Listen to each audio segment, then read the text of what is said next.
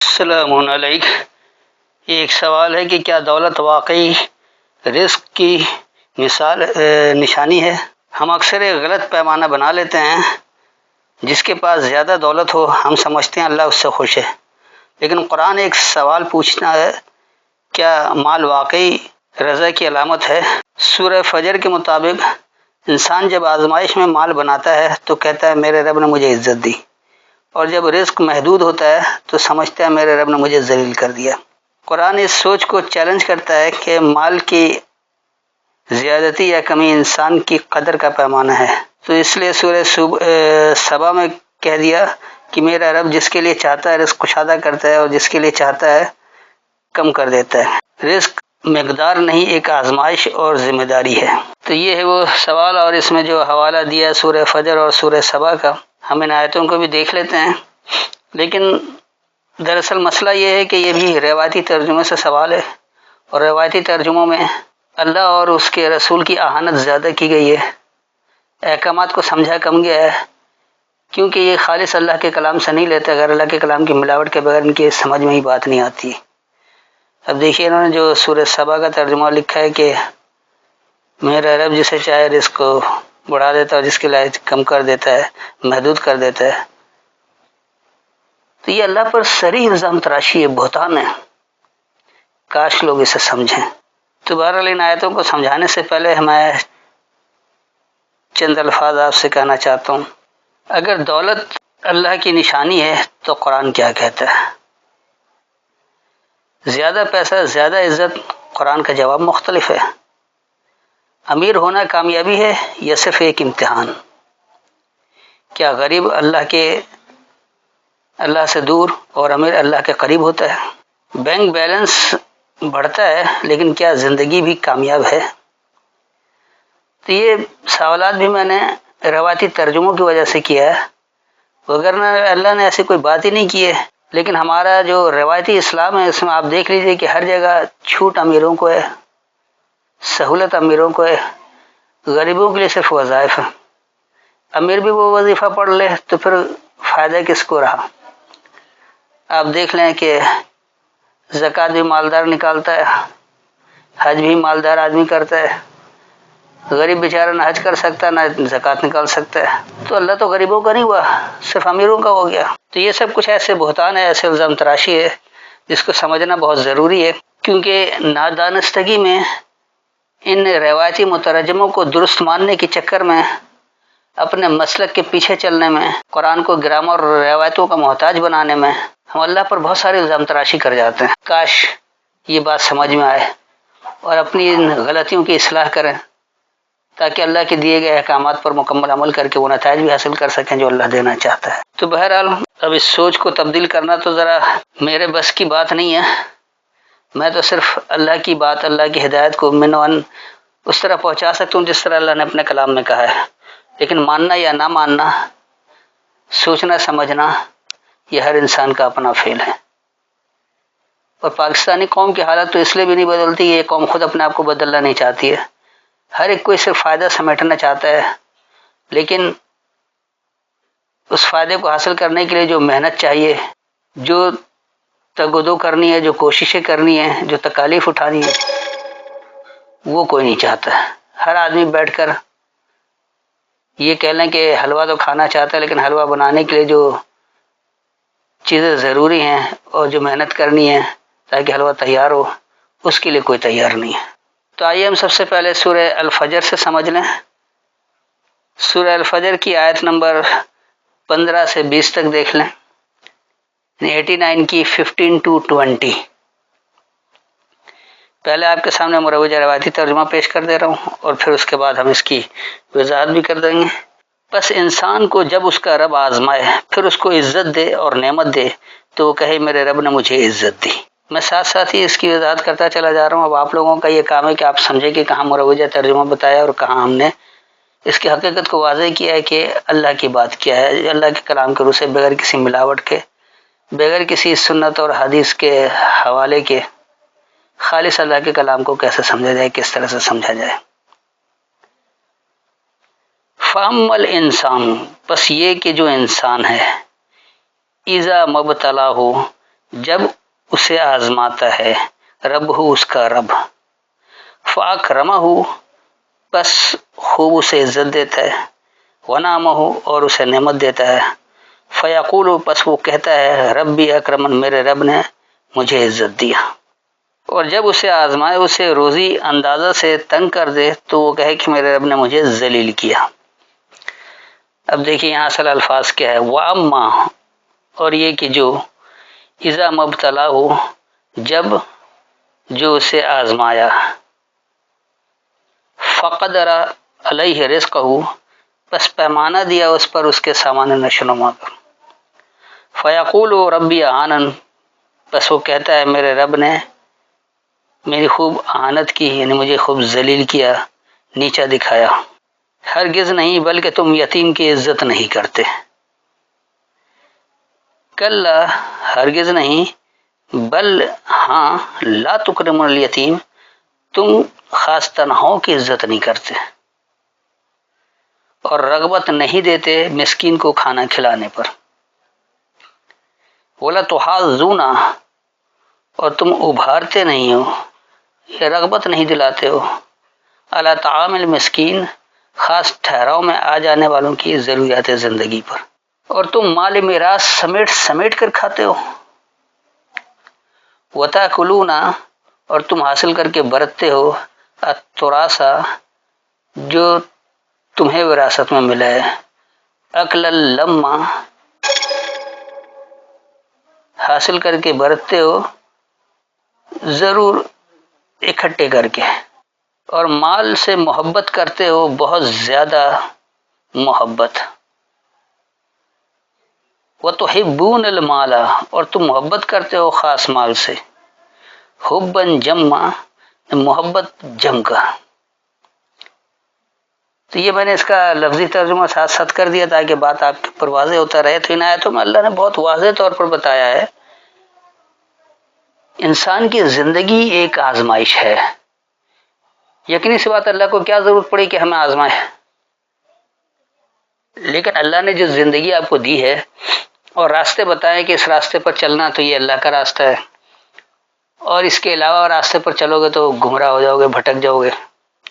اللہ کے راستے پر چلنے کا نتیجہ یہ کہ آپ کو جنت یعنی ہمیشہ کی خوشحالی ملے گی، اور معاشرے سے خوف اور حزن غائب ہوگا، پرامن معاشرہ بنے گا۔ لیکن جب آپ اللہ کی نافرمانی کریں گے تو معاشرہ بدامنی کا شکار رہے گا، معیشت تنگ ہوگی۔ تو یہ سب کچھ اللہ کے ایک اصول کے مطابق ہے، جو اس کے مقرر کردہ پیمانے ہیں، چاہے وہ اللہ کو مانے یا نہ مانے، اس پیمانے کے مطابق جیسا کام کرے گا ویسا ہی نتیجہ ملتا رہتا ہے۔ اس لیے آپ دیکھ رہے ہیں کہ جو لوگ مسلم ہونے کے دعوے دار نہیں ہیں، انسان تو ہیں، کسی بھی مذہب سے اپنا تعلق دکھاتے ہیں، وہ کام جب اچھا کرتے ہیں تو اس کے نتائج اچھے ملتے ہیں، کام برا کرتے تو اس کے نتائج غلط ملتے ہیں۔ تو یہ اللہ کا اصول ہے۔ تو اللہ جب آزماتا ہے، یعنی انسان کو جب بھی اس کا رب آزماتا ہے، تو اس آزمائش میں اگر وہ اللہ کا فرما بردار ہوتا ہے تو اسے عزت بھی ملتی ہے اور نعمت بھی ملتی ہے۔ تو وہ یہ کہتا ہے کہ میرے رب نے مجھے بڑی عزت دی ہے۔ اور وہی انسان جب زندگی کے آزمائش میں اترتا ہے، اس کے سامان نشوونما کا اس پر ایک پیمانہ مقرر ہوتا ہے، تو وہ یہ کہتا ہے کہ میرے رب نے مجھے کمتر دکھایا، میری اہانت کی ہے۔ جبکہ بات یہ نہیں ہے، یقینی سی بات ہے کہ اس زندگی کی آزمائش میں وہ اللہ کے احکامات کو صحیح نہیں سمجھ رہا، اللہ کی فرما برداری اختیار نہیں کر رہا ہے۔ تو یقینی سی بات ہے جس معاشرے میں اللہ کی نافرمانی ہو، جو شخص یا جو بھی انسان اللہ کی فرما برداری نہیں کرے، تو یقینی سی بات ہے کہ ایک پیمانہ اس کا مقرر ہوتا ہے، اس کا سامان نشوونما کا۔ کیونکہ انسان زندہ ہے، وہ کھانے پینے کے لیے محنت تو کر رہا ہے، کوششیں کر رہا ہے، وہ آ رہا ہے۔ اب وہ اللہ کے نظام کی فرما برداری کیے بغیر، اللہ کے احکامات کی فرما برداری کیے بغیر اس کے الٹ چل رہا ہے، تو یقینی سی بات ہے کہ اس کا نتیجہ اس سے غلط ملتا ہے۔ تو وہ یہ کہتا ہے کہ رب میری اہانت کر رہا ہے۔ رب کسی کی اہانت نہیں کرتا، رب تو کام کے مطابق نتیجہ دیتا ہے، عمل کے مطابق نتیجہ دیتا ہے۔ آگے اللہ اس کی وضاحت بھی کر رہا ہے کہ اس کی وجہ کیا، یہ اہانت کیوں ہوتی ہے کہ تم تنہاؤں کی عزت نہیں کرتے ہو. جو اکیلا ہو جاتا تنہا تم اس کی عزت نہیں کرتے، تم ہر جگہ اسے بے عزت کرنے پر تلے رہتے ہو. آپ دیکھتے جس کے کوئی حامی نہ ہو، اکیلا ہو، تو لوگ اس کی عزت نہیں کرتے ہیں، الفاظوں کے نشتر بھی چلاتے ہیں، جہاں موقع ملتا ہے اسے نقصان بھی پہنچاتے ہیں، اس کی کامیابیوں کو بھی اپنے کھاتے میں ڈالنا چاہتے ہیں. تو یہ سب کچھ معاشرے میں ہوتا ہے. تو جب آپ ایسا عمل کریں گے تو یقینی سی بات ہے کہ مکافات عمل کے تحت اہانت آپ کے حصے میں بھی آئے گی. اللہ اس کی دوسری مثال دے رہا ہے کہ ایک تو تنہاؤں کی وہ عزت نہیں کرتے، اور دوسری یہ کہ وہ جو ٹھہراؤ میں آ جاتا ہے اس کی ضروریات زندگی پر ابھارتے نہیں ہیں. ان کے پاس ہوتا بھی ہے تو وہ کہتے ہیں ہم اپنا مال کیوں دیں، ہم اپنی ضروریات زندگی کسی کو کیوں دیں. جبکہ ہونا یہ چاہیے کہ اگر آپ مومن ہو گئے، اللہ کے ماننے والے ہو گئے، تو جو بھی آپ کے پاس ہے آپ اسے دوسروں کے لیے بھی کھلا رکھیں گے. تو یہ کام نہیں ہوتا ہے، بلکہ وہ تو اس طرح حاصل کر کے برتتے ہیں جیسے ان کی میراث ہے، اور وہ اسے سمیٹ کر سب کچھ خود ہڑپ کر جانا چاہتے ہیں. تو دراصل یہ مال کی محبت ہے، اور بڑی جم کر محبت ہے. تو جب آپ مال سے محبت رکھیں گے اور جم کر محبت رکھیں گے، مال کے پیچھے ہی بھاگیں گے، آپ کا سارا نظریہ مال کے پیچھے جا رہا ہے کہ کتنا مال سمیٹ سکتے ہیں، کتنے دولت مند بن سکتے ہیں. اور لوگوں نے اسے دنیا کی کامیابی کا راز بھی سمجھ رکھا ہے، کیونکہ دولت کے ذریعے وہ ہر چیز خرید سکتے ہیں. ہمارے معاشرے میں تو ہر چیز بکاؤ مال ہے، جس کے پاس جتنی دولت ہے وہ اس کا فائدہ اٹھاتا ہے. آپ دیکھ لیں کہ یہاں ظالم اور جابر بھی آزاد گھوم رہا ہوتا ہے، کیونکہ ایک تو اللہ کا نظام نافذ نہیں ہے، اور دوسرا پاکستان میں ایسے نااہل لوگ حکمراں ہیں، انتظامیہ نااہل ہے، بیوروکریٹ نااہل ہے. تو وہ سب لوگوں کی اہانت میں لگے رہتے ہیں، اپنے فائدہ بٹورنے کے چکر میں، کہیں رشوت کے چکر میں، کہیں سفارشی کے چکر میں، ہر جگہ صرف اپنے مفاد کے چکر میں ہوتے ہیں.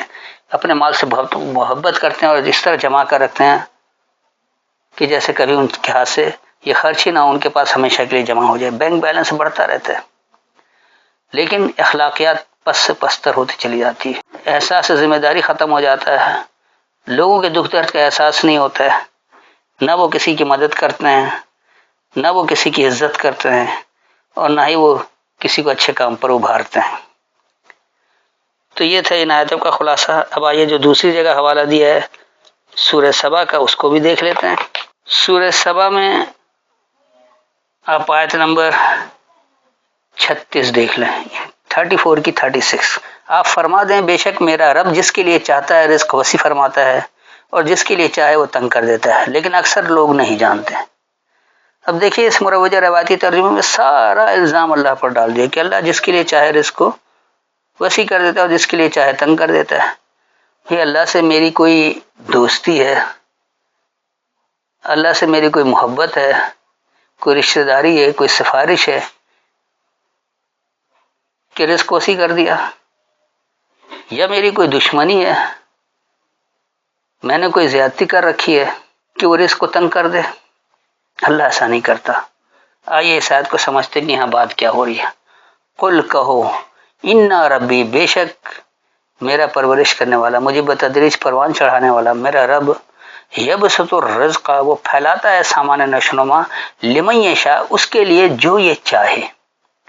یہ اللہ کی چاہت نہیں ہے، اگر اللہ کی چاہت ہوتی تو لمن نشاء آتا، یشاء نہیں آتا. شاء کا مطلب چاہنا ہوتا ہے، یشاء کا مطلب یہ چاہنا، اور تشاء کا مطلب تمہارا چاہنا، اور نشاء کا مطلب ہوتا ہے ہمارا چاہنا. تو اللہ کا چاہنا یہاں ہے ہی نہیں. لمن یشاء جو ہے اس کے لیے جو یہ چاہے سامان نشر میں پھیل جاتا ہے. وَيَقْدِرُ اور ایک پیمانہ مقرر ہوتا ہے، آپ جتنا کام کرتے ہیں اسی کے مطابق ملتا ہے. ولیکن اکثر الناس لا یعلمون اور لیکن لوگوں کی اکثریت یہ جانتی نہیں ہے. لوگوں کی اکثریت یہ نہیں جانتی، وہ کہہ رہے بڑی دولت مل رہی ہے. اب کوئی رشوت کے ذریعے کما رہا ہے، کوئی ڈاکہ ڈال کے پیسے اکٹھے کر رہا ہے، کوئی چوری کر کے کر رہا ہے، کوئی ملاوٹ کر کے کر رہا ہے، کوئی دھوکے بازی سے مال جمع کر رہا ہے.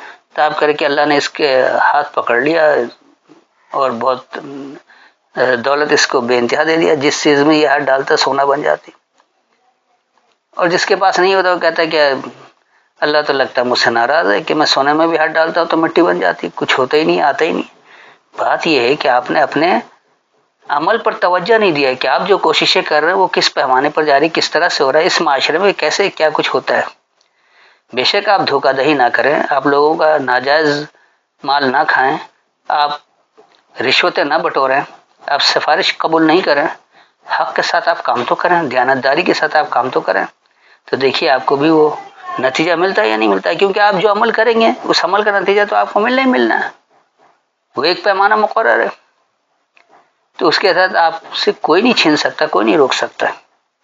لیکن لوگوں کی اکثریت یہ جانتی ہی نہیں ہے، وہ سارا الزام اللہ پر ڈال دیتی ہے کہ اللہ جس کے لیے چاہے رزق کو وسیع کر دیتا ہے، جس کے لیے چاہے تنگ کر دیتا ہے، نہ اللہ وسیع کرتا ہے نہ اللہ تنگ کرتا ہے، جو یہ چاہتا ہے تو وہ اس کے لیے وہ کوششیں کرتا ہے، وسائل کو بروکار لے کر آتا ہے۔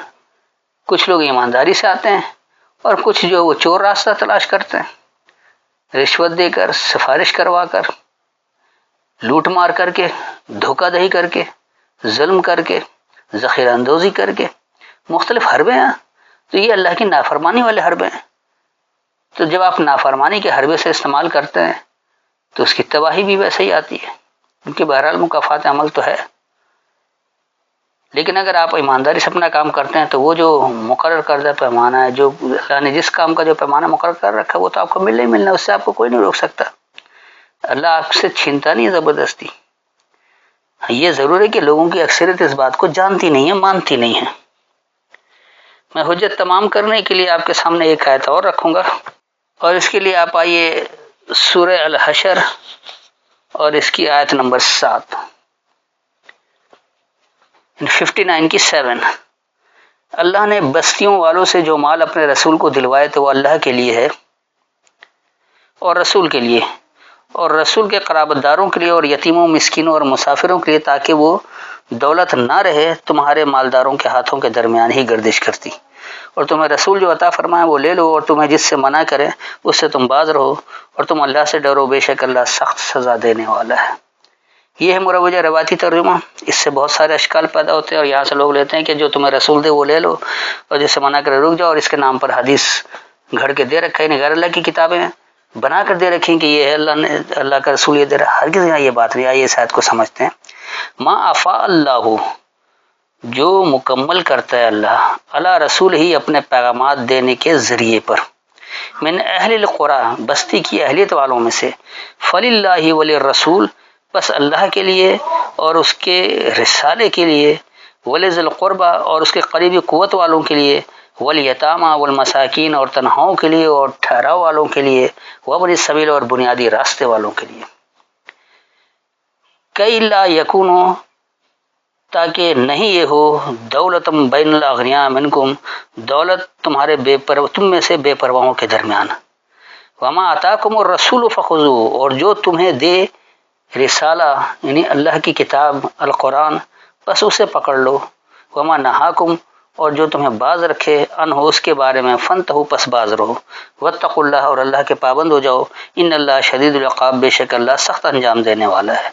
تو یہاں اللہ نے واضح طور پر ہدایت دی ہے کہ جو کچھ اللہ آپ کو دلواتا ہے، جو کچھ آپ کو ملتا ہے، وہ بے شک آپ کی محنت سے آتا ہے، لیکن وہ اس کے پیغامات دینے کے ذریعے ہوتا ہے، اس پر ہی ہوتا ہے۔ بستی کی اہلیت والے جو بھی کام کریں گے، جس اہلیت کے مطابق کام کریں گے اسے پورا ملے گا۔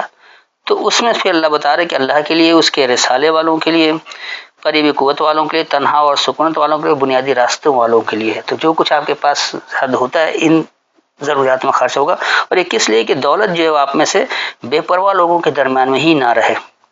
اس کے بعد اللہ کہہ رہے کہ تمہیں الکتاب جو کچھ دے رہے پس اسے ہی پکڑو، اور جس سے تمہیں باز رہنے کو کہہ رہے اس سے باز رہو، نہیں الکتاب کے علاوہ احکامات کی اتباع نہیں کرو، اللہ کے پابند ہو جاؤ، بے شک اللہ سخت انجام دینے والا ہے۔ تو یہ میرے خیال میں مکمل وضاحت ہو گئی ان حوالوں سے۔ اب آخر میں آپ سے گزارش ہے کہ اگر ایک شخص کے پاس بہت مال ہے لیکن وہ تکبر، ظلم یا بے حسی میں مبتلا ہے تو کیا وہ واقعی کامیاب ہے؟ آپ کے خیال میں انسان کی اصل کامیابی کس چیز سے پہچانی جاتی ہے؟ دولت سے، شہرت سے، یا کردار اور عمل سے؟